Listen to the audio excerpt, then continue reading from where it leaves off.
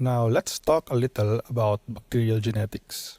So remember we discussed in an earlier video that most bacterial genes are carried on a single haploid copy found on the bacterial chromosome. Okay, so most bacterial genomes consist of only one single circular DNA molecule. Okay, there are just a few, less than 5%, that have genomes that have two circular DNA molecules, like for example, Vibrio cholerae. But although they have a circular DNA molecule, they may have other extra chromosomal genetic material in the same cell. This can be in the form of plasmids. So plasmids are extra chromosomal double-stranded circular DNA that are capable of replicating independently of the bacterial chromosome. And this can sometimes be integrated into the bacterial chromosome, at which they are called episomes.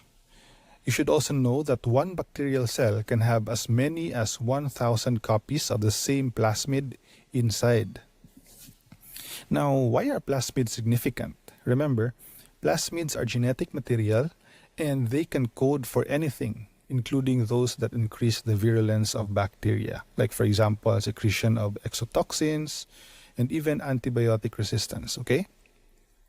By the way, just so you know, aside from bacteria, plasmids are also present in yeasts. Okay, so another possible source of genetic material are transposons.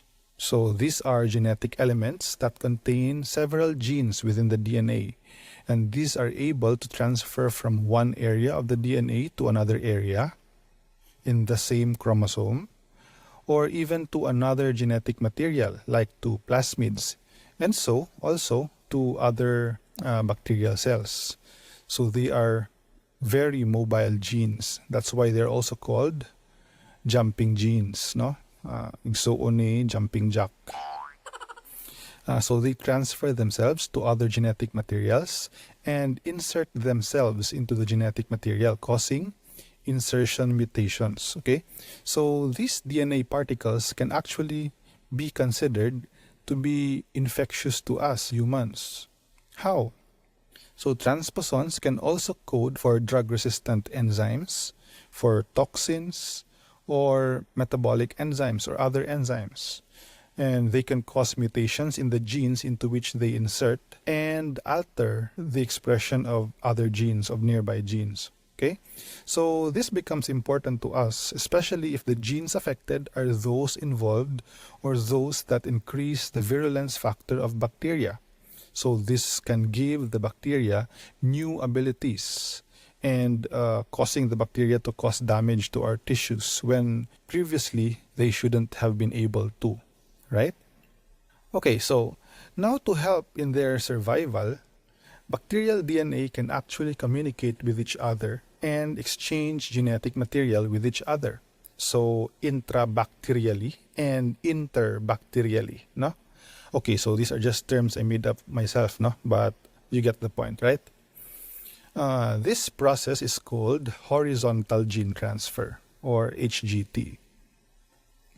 So DNA can be transferred from one bacteria to another through any of these mechanisms. So number one, through conjugation. So a very good example of this is how plasmids transfer genetic material. So how does this happen? First, the donor cell produces a pilus, a sex pilus, and then it contacts a potential recipient cell that does not contain the plasmid yet. So the donor cell mobilizes itself to come into contact with that cell that would receive the new genetic material. And when the pilus retracts, it pulls the two cells into close contact with each other, and a pore forms in between the two cells. Take note that conjugation requires donor cell and recipient cell contact, okay, to transfer even only one strand of DNA. Now remember, the gene is double-stranded, right? But only one strand of DNA is transferred to the other cell through the pore. And at the same time, the other strand that is remaining in the donor cell will replicate itself, producing its own second strand. And after the transfer, the single strand will also replicate in the recipient cell. and then they separate into two separate cells again. So each of them now containing new plasmids or new genetic material. Another way is through transduction. In transduction, the donor DNA is carried by a phage coat. Okay? A phage is actually a virus that infects bacteria. No? So when it infects humans, it's called a virus. But if it infects bacteria, it's called a phage, a bacteriophage. Okay? So transduction is when a virus or bacteriophage infects the donor cell, and then it carries with it a piece of bacterial DNA, and then it infects another cell and injects the bacterial DNA of the first cell into the second cell. We already had an example of the process of transduction in a previous video involving a phage and Corynebacterium diphtheriae. Now, another way is transformation.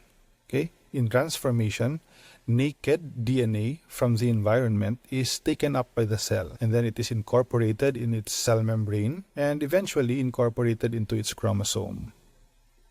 So transformation can be natural or forced. So when we say forced transformation is induced in the laboratory by treating bacteria with high salt and temperature shock so that they are able to uptake extracellular plasmids. Okay? Now, when new genetic material is inserted into the original DNA, this causes mutations, which can be in different forms. Okay? So a missense mutation results from a single substitution of a base sequence. So this is usually minor, and this may even not result in a phenotypic change that is readily discernible. No? A nonsense mutation, however, stops synthesis of proteins and it renders the gene inactive. A frameshift mutation happens when one base pair is removed or introduced. So naanay shift within the DNA. This results in a DNA sequence that is not divisible by 3. So this causes damage to the DNA. Rearrangements are the result of deletions that remove large portions of genes or even sets of genes. So programmed rearrangement is where silent genes become active during the lifetime of bacteria. This actually causes antigenic variations in bacterial cells.